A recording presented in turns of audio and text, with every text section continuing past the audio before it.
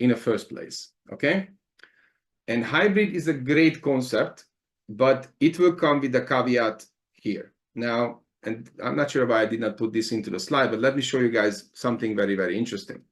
So what PMI say, so PMI separates the mindset, which is technically, what the heck is the mindset? That's the logic they put behind. So the logic, the way we think about certain things. And they also separate the, I call it the know-how, which is the actual doing project, that how we delivering projects in the first place. Now on Agile, it's very simple. The 4 values and the 12 principles are representing the mindset, but they do not deliver anything. They deliver 0. You need to have a delivery vehicle, which is going to be Scrum, because Scrum will deliver Agile. That's why the questions are confusing when you see Agile Project Manager. Now, those questions are focusing on the mindset because Scrum does not define the project manager. See what I mean? So that's why this is important. Now, Waterfall will follow the same example, which is the PMP Book 7 is just the mindset tool. If you're just studying the PMP Book 7, I think you should stop doing that. I'm happy to give you 4 or 5 YouTube videos, which will give you exactly the same what you need to know about PMP Book 7. But PMP Book 7 does not have baselines, does not have critical path, does not have anything. It's just the way we think. But PMP Book 7 on its own will not deliver anything. You need to have the process practice guide, aka PMP Book 6, which will define that there is no project without business case, project charter, critical path, scope baseline, project manager, project sponsor, change requests. So we do not get rid of those. We still need that. And the key difference between, for example, the process practice guide and a PMP Book 6, that we no longer have knowledge areas anymore. Everything comes with the flow and by separation of the process groups. All right. And then you have the lovely ideas of hybrid, then adaptive, or whatever combination we would like to think of. And this is where the challenge is, because PMI did not, so what is hybrid and adaptive in terms of the mindset? I combining Agile and Waterfall together, which is awesome. The best idea. I take the best of this and the best of that, and I make it work. But the problem is that PMI did not define how to do a hybrid project. And what I mean by that, that there is no hybrid project management best practices guide. Which means when we're going to have a hybrid question, we're either going to answer it in a Scrum way, or we're going to answer it in a Waterfall way, because there is technically only 2 ways to deliver a project as a know-how, as a firm cookbook of how to do any project. Is going to be the process practice guide for Waterfall, or the Agile practice guide, let's say, to delivering Scrum. But there is no delivery vehicle to do hybrid, because what PMI realized, there are so many variables if you do a hybrid project that they cannot cope with all of it. Instead, they let it go, and they're giving you the idea of we can combine this together, but you make it work. Is it kind of clear with everyone what I'm trying to say with here then? I just want to ask one question here. So as you said, if we'll go for an hybrid question, answering them, we'll either consider them as a Scrum or let's say a Waterfall. But whatever approach we're going to take, we'll take that in isolation and we'll take completely question from that angle. Is this what you're saying?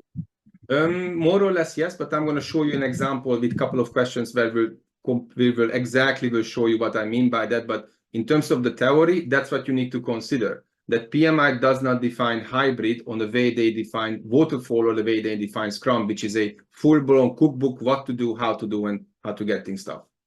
All right. All right. Perfect. Cora, next question. Yes. What was the logic of Agile? What did you call that? The logic is the 4 values and the 12 principles. All right, thank you. You bet. Pure awesomeness. All right. So let's move further, because that will, so this will be, let's say, the teaser to give you guys a stage of understanding that where the hybrid is coming from, because theoretically it's just, we're taking the best of the plan-driven approach and best of the people approach, and we're trying to make it work. That's what we exactly do. But still, PMI, the way they see the hybrid is not more than that are taking the 5 building blocks of Waterfall of initiating, planning, executing, monitoring, controlling, and closing. But what you do instead, you're exchanging a building block into something else, which can be, let's say in this example, exchanging execution to Scrum. But the reality is this is not set in stone. So I can exchange planning and execution to Scrum, or I can also exchange planning, execution, monitoring, controlling to Scrum as well. And obviously I can leave initiating and closing as is. So here is, I would say, way too much flexibility than what we normally have around the boundaries of Scrum or around the boundaries of the waterfall, because PMI just giving you an idea of what you can do, but there is no, again, a black and white, okay, exchanging execution to Scrum, because that's how they interpreting the hybrid project, that, you know, I lift and shift a building block and I exchange it to Scrum, for example. That's I would say the right interpretation of doing it. Okay. If you keep tracking, just give me a thumbs up there. If it's confusing, put a comment into the chat. Okay. But you might gonna be surprised that this does not require, I would say, 4, 5, 10 hours of learning, because that's exactly what it is. Nothing more, nothing less. Okay. Good. And then, so when I'm exchanging it, so here's, let's say, a real life example. When we do a planning on the waterfall phase, then we're doing an agile manner, then we do some dedicated Q&A, and let's say a deployment in the end. Again, PMI will never define you this as exactly this is how it's supposed to be. Instead, they're giving you the questions. So let's have a look into how does this reflect on questions, that this very vague idea of moving building blocks back and forth, because that's what is trying to give you a bit of an idea. Now, here is the first question. Now, I prepared around 3 questions to give you an idea. What does that mean? So here is the first one. Let me read this out. So the Agile team's product owner recently hired Bill as a software developer for their team. Unfortunately, after Bill was hired, another product owner was able to reserve 50% of Bill's time for the project. What is one of the key problems with not having Bill dedicated to Ashley's team? Now, this is a perfect question.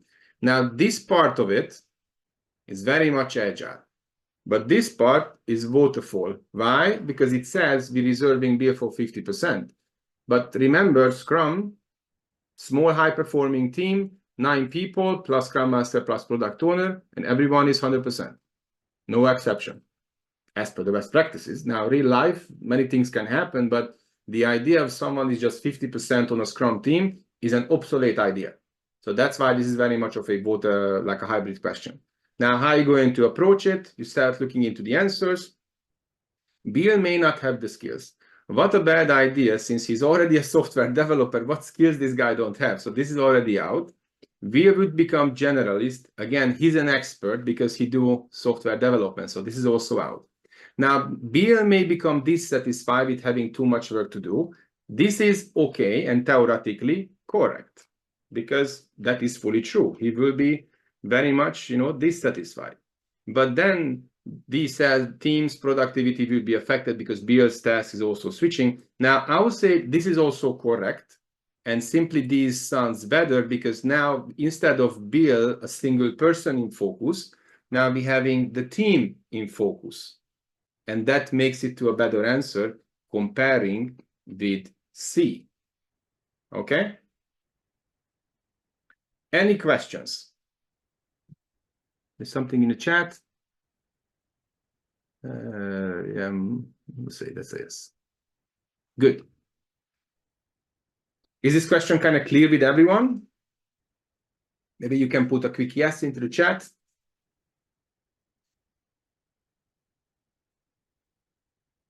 Yes. Okay, good. Now here is the next example.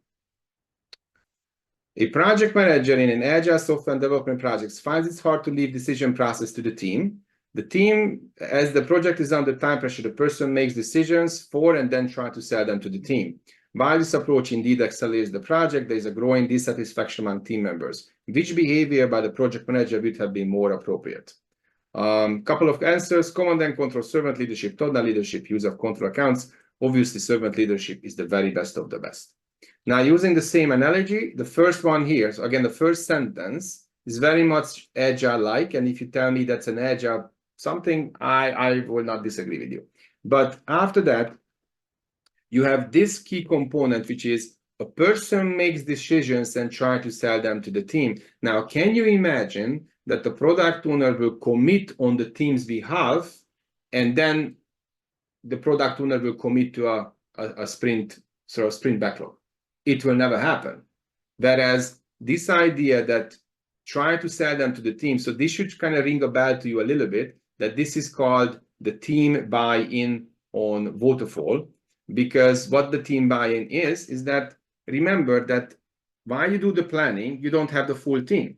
You have maybe a couple of SMEs, maybe 5-10 people, but when execution starts, that's when you get all your resources. So you can get your 1,000 people there, which means that you have a plan which the team was not involved in creation, whereas the team buy-in is required to make sure that they are also committed to the team the plan which has been created.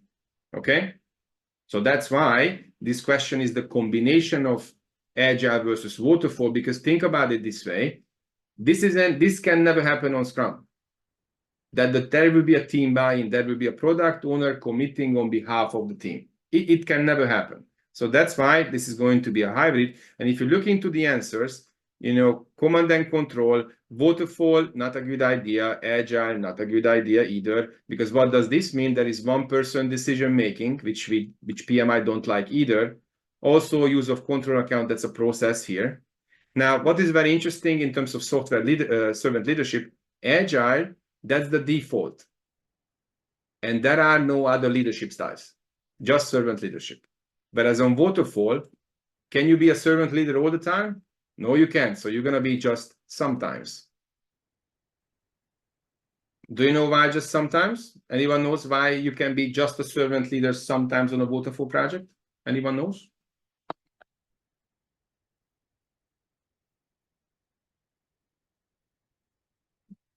Is it because sometimes you have to escalate to the project sponsor, and also because you'll be held accountable for the outcome of the project? Because of the second one you mentioned, because every waterfall project not just should have, without RACI chart, there is no waterfall project either. So which will ultimately put the PM into the responsible place, that no matter what, he or she will be responsible for this project. Yeah. Make sense? Yeah. Yes. All right. So any question with this one? So we looked into, why is a hybrid? Also, the servant leadership just giving us some extra information there. Is this useful so far? Anyone has any questions? Is easy to follow? Yep, it's helpful. Yep. Okay, good. All right, so let's continue. But I guess you guys started to get the idea why the hybrid is not, there are some Udemy courses, like, for example, Mr. Andrew Ramdale also has like a good 1 or 2 hours on this, but he's more talk about, let's say, the mechanics of solving those questions and giving you more, theoretical idea about this. That, okay, which one we should take out, which one we shouldn't. But again, think about it this way. This almost doesn't matter because it is not being defined as a hybrid project management best practices guide. PMI did not publish 15-page document to explaining you this, how to do it for the PMP exam. So I would say instead, what you need to do is to recognize which question is hybrid. If it's hybrid, then how to answer it correctly. And in the end of the day, all this kind of lots of theoretical learning, that's the only thing which matters. Because, the PMP is not a super life-changing, experience. You're going to learn lots of new things, but it's not like, it's like a 180, 80-degree turnaround that you're joining the MBA or something like that. Good. Now, here's the next one. So sorry, Gabor, I have other question, sorry. Sorry, what's the question? Just an understanding. So in answering the hybrid questions, we should then look for maybe keywords or key terms to tell you what it's gearing towards, just for my understanding. That's correct. That's correct. Okay. But technically, that's a recipe which is not just for the hybrid questions. Technically, with any questions, the more you focus on and understand the keywords, the easier this will get. Because you cannot learn 100% and sitting on the exam. So that will be always 1 or 2 challenging, but the more you identify the keywords, the easier this will get. Okay, thank you. Perfect. Now, the last one for this kind of explanation part. So the photo transfer project will start in a few weeks, and it's up to you to decide which project methodology the team will use. You have some concerns about the project because the customer will not always be available and the team has mixed experiences in agile methods. Also, even though the sponsor is quite supportive in allowing you to choose whichever approach is the best, he is giving you warning. He suggests that you be prepared since the particular customer knows to be demanding and changes their mind frequently based on the latest market intelligence they hear. After reviewing the situation, which method would have been most appropriate? Now, yeah, in terms of the answers, it's not a huge rocket science. This will be a hybrid. But what I forgot to add is sponsors are quite supporting, allowing you to choose whichever approach. Okay, so this is also a keyword here. Just give me a second. Yeah. Okay, but what you need to recognize is which part of the question is more agile focused and which part of the question is more waterfall focused. Now, in the tab, so it's up to you to decide, and then the sponsor is also letting you choose whatever you like.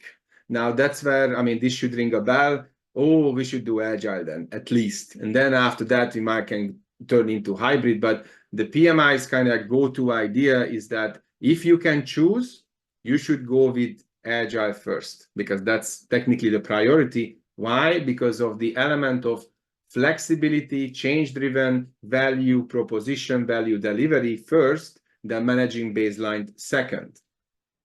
So that's the very much of the agile reference into it. Now, and then the second thing, if you look into the text, it says that the person or the customer changing their mind. Now, this is not really good, because can you imagine that you guys do a sprint planning and the sprint just started and a guy will say, oh, we completely need to stop everything and then let's do something else. Well, theoretically, you can do that within Scrum. So you can say that the sprint goal is obsolete, so we restart this whole thing. But I think you definitely would like to avoid it as much as I can. Now, how are you going to be able to kind of put someone into the right box or the right boundaries of what to do, what to not do, is to, because you change your mind frequently, I'm going to need a baseline here. I'm going to need clear requirements. I'm going to need a clear scope to make sure that I can deliver this on the right way. So that's why technically this changing their mind frequently is the one which you would like to avoid. That is the waterfall element where you would like to employ some type of a rigid control of requirements and scope itself. Okay. Now let me pause here for any questions. Sorry. Sorry, a question from me. Yeah. Could you explain again why you are saying the changing their mind frequently aspect is waterfall? My understanding is that we welcome customers that change their minds in the agile approach rather than in the waterfall. Very good one. So on agile, the customer is not changing their mind. The customer is changing priorities. Right. Just completely different. The changing my mind is that I start preparing for PMP, but halfway through I change my mind to do PMI ACP. That's where I'm changing my mind. Okay? Okay. Well, good question. Good question. All right. I hope this is kind of clear with everyone, because in that case, let's do some questions together. But before I do that, any final time, any questions with this whole hybrid explanation or the way of interpreting hybrid? Anyone has any questions? Feel free to raise your hand, or you can put it into the chat.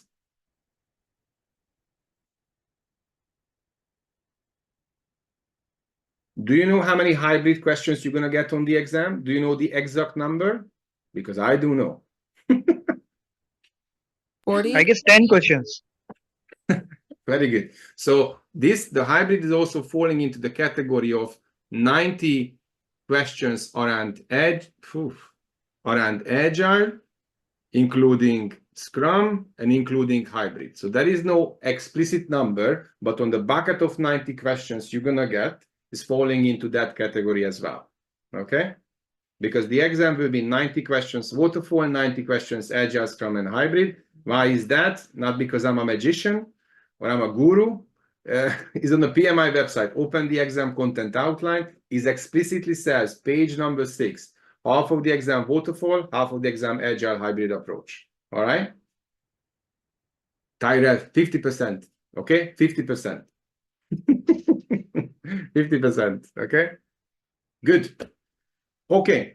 The next part here, if you would like to have a chat with me around what are the best exam preparation strategies for you, feel free to book a call with me. I put the link into the chat, so feel free to do that. I'm not asking anything more return, so that's like a quick 30 minutes discussion where, you know, we can discuss that. What are your challenges within the PMP? And let's see that am I going to be able to give you some advice in that case as well. So yeah, if you're looking for something like that, yeah, feel free to book a call into my calendar